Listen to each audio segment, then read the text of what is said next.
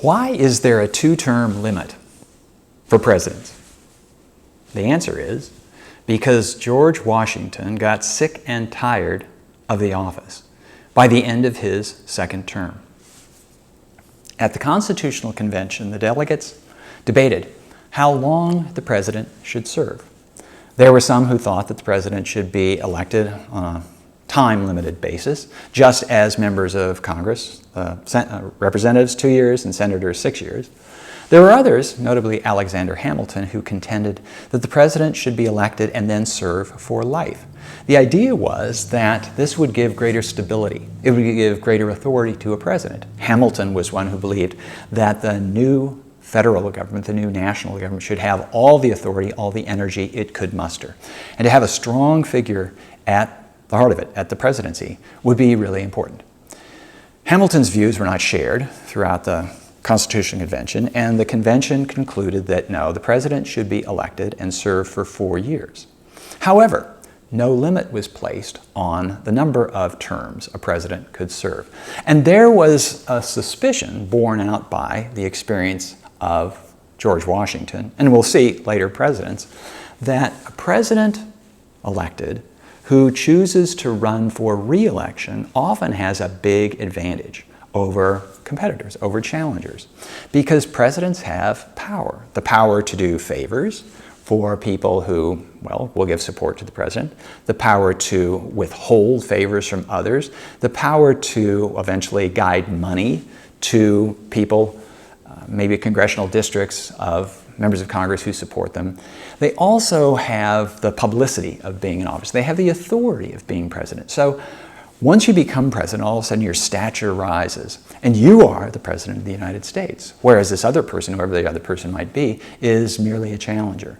So presidents did from the beginning, and still do, have a big advantage when they run for re-election. Now, they have to have done reasonably well in their first term to get re-elected, because generally speaking, presidents get elected the first time around on the promises they make. If they make good promises, if they promise to seem plausible and attractive, then voters vote for them.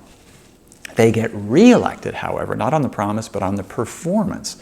Did they actually do well? So in this regard, re-election campaigns by presidents are a bit like confidence votes in parliamentary systems, where often they're termed as no confidence votes. So if the opposing party thinks the prime minister has done very poorly, then they hold a no confidence vote, and people get to say, we don't like your performance. Well, re-election campaigns for presidents are like that in the United States. And generally speaking, if voters can say, you did a good job in your first 4 years, Mr. President, then you get another 4 years. Or if we don't like what you did, out you go.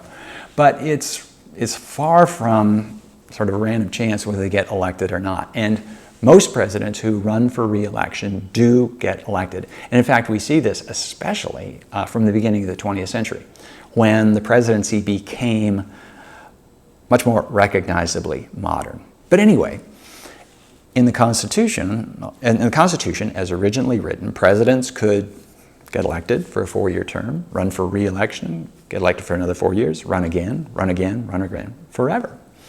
And in fact, Alexander Hamilton might have thought that his president for life scheme could come into the Constitution through the back door.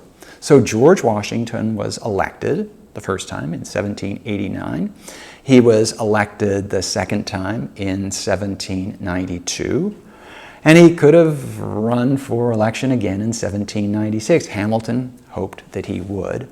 And if he had, then the presidency might very well have become this office where somebody gets elected once and serves for life, even though that person has to get reelected again and again. Because what happened in Washington's case, and this is one of the reasons that Washington decided to retire after 2 terms, he felt he was getting old. He didn't have the energy he once had. His mind wasn't quite as sharp as it had been. And it turned out that Washington died before his 3rd term would have ended. But suppose Washington had been elected for a 3rd term.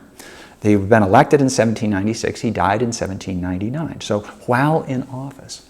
So the first president would have established the precedent that you get elected and then you keep getting reelected until you die in office. If that had happened, then the American presidency might have evolved quite differently. There would have been an expectation that when you get elected once, you're going to just keep getting reelected until you die. The presidency of the United States might have become kind of like the papacy in the Catholic Church, where the standard practice has been over the centuries, that somebody is elected pope and then remains pope until that person dies.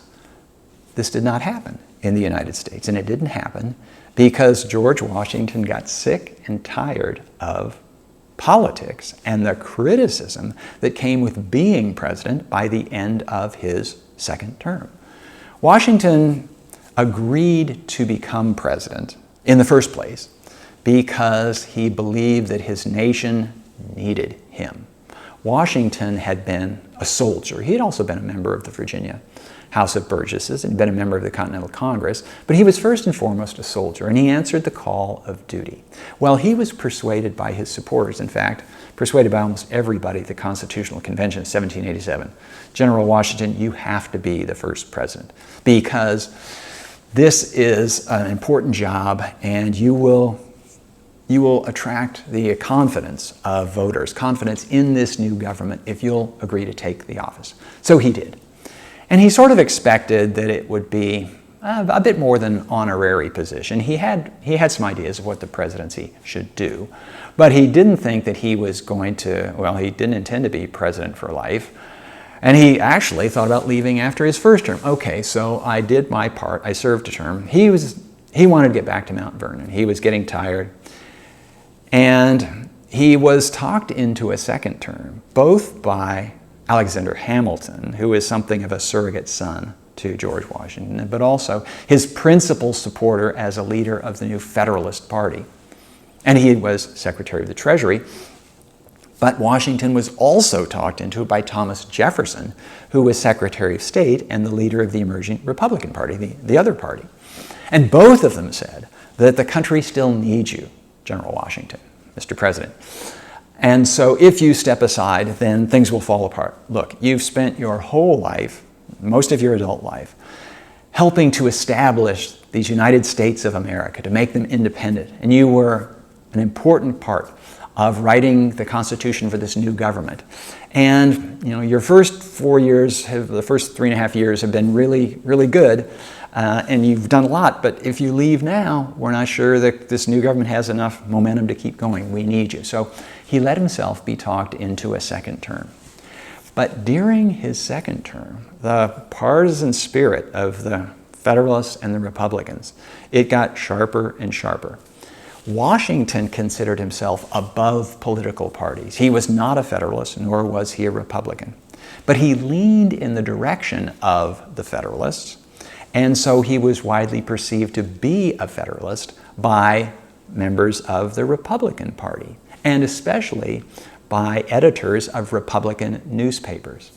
And the newspapers of the 1790s were entirely as partisan and even more bitter and less responsible than the partisan news networks of today. So Fox News is the network for conservatives, and MSNBC and maybe CNN sometimes is the network for liberals.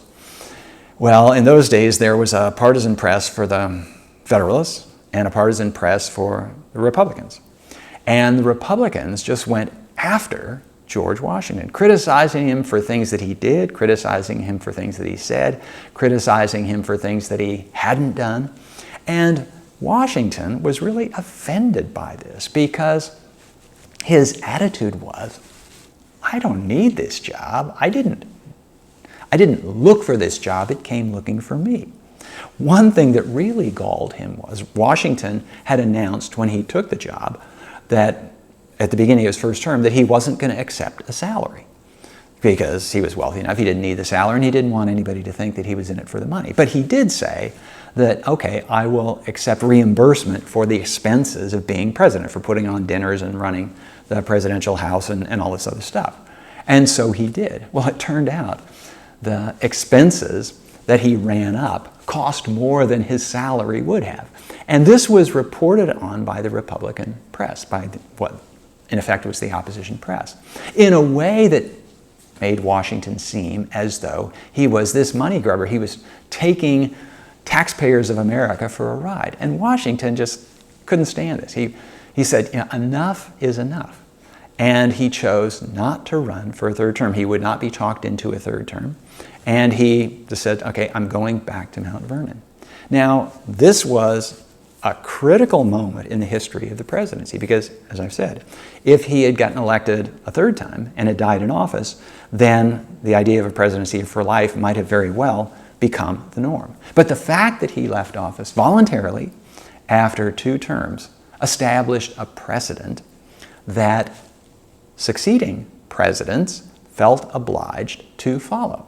Because for presidents who came after Washington to say, you know what, I think I ought to have a third term, was in effect saying, I think I'm better than George Washington. I think I'm better than the father of our country. And nobody wanted to be put in that position. If anybody had tried to get in that position, they would have been howled down for precisely that reason. So, the Constitution, as originally written, put no term limit on presidents, but Washington, by his example, effectively established a term limit on presidents. 2 terms and that's it, and you're out. And the 2-term limit remained in force, in practice, for 150 years, nearly, until 1940. In 1940, Franklin Roosevelt ran for a 3rd term. He did because the world was descending into the chaos of World War II. And he believed, and other people who talked to him believed, that it was really important for the United States to have an experienced person at the helm, to have somebody in the White House who knew how the White House operated. Don't bring in a new guy when the powers, the capabilities of the presidency are going to be tested as never before. And American voters were persuaded. So Franklin Roosevelt broke the George Washington de facto 2-term rule and ran for a 3rd term and was elected. And then the war was still on when his 4th election came around. He ran for a 4th term and was elected. And so Franklin Roosevelt had broken the rule. But then Franklin Roosevelt died early in his 4th term.